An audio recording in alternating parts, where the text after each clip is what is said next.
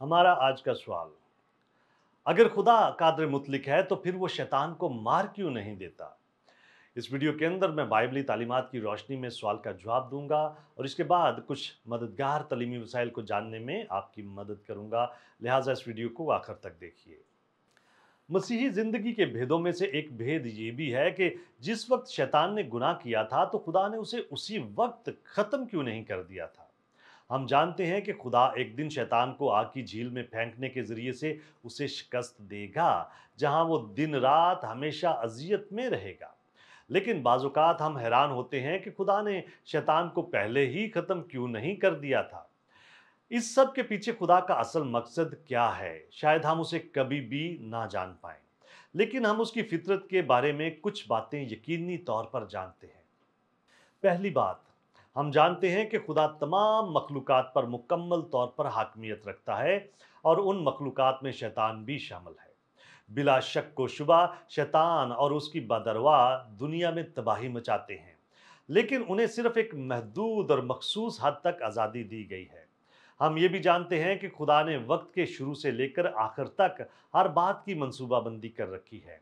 कोई भी चीज़ उसके मंसूबों को नाकाम नहीं कर सकती और चीज़ें उसकी मर्जी के मुताबिक ऐन तरतीब से चल रही हैं।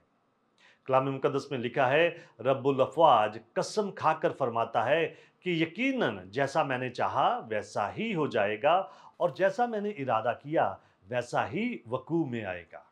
दूसरी बात, हमको मालूम है कि सब चीज़ें मिलकर खुदा से मोहब्बत रखने वालों के लिए भलाई पैदा करती हैं, यानी उनके लिए जो खुदा के इरादा के मुवाफिक बुलाए गए।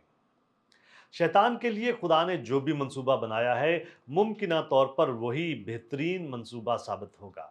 शैतान की अदालत और हतमी सज़ा के वक्त पर ही खुदा का कामल और वाजिब कहर ठंडा होगा और उसकी कामल सदाकत इज्जत व जलाल पाएगी। वो लोग जो खुदा से मोहब्बत रखते हैं और जो उसके मंसूबे की तकमील का इंतज़ार कर रहे हैं, वो इस मंसूबे का हिस्सा बनकर बहुत खुश होंगे और जब इन बातों को होते हुए देखेंगे तो उसके नाम की हमदो सताइश करेंगे। तीसरी बात यह है कि हम ये भी जानते हैं कि खुदा के मंसूबों और उसके वक्त की तरतीब पर सवाल उठाना खुद खुदा पर और उसके फैसलों पर, उसके किरदार पर और उसकी फितरत पर सवाल उठाने के मुतरादिफ है। अपनी पाक मर्जी के मुताबिक खुदा जो कुछ भी करता है उसके इस हक पर सवाल उठाना दानिशमंदी की बात नहीं है। ज़बूर नवीस हमें बताता है कि खुदा की राह कामल है। कादर मुतलिक खुदा की तरफ से जो भी मंसूबा पेश किया जाता है मुमकिना तौर पर वही बेहतरीन मंसूबा है। सच तो ये है कि हम खुदा की मर्जी को मुकम्मल तौर पर समझने की तवक्को नहीं कर सकते, जैसा कि खुदा खुद हमें याद दिलाता है। खुदावन फरमाता है कि मेरे ख्याल तुम्हारे ख्याल नहीं और ना तुम्हारी राहें मेरी राहें हैं, क्योंकि जिस कदर आसमान ज़मीन से बुलंद है उसी कदर मेरी राहें तुम्हारी राहों से और मेरे ख्याल तुम्हारे ख्यालों से बुलंद है।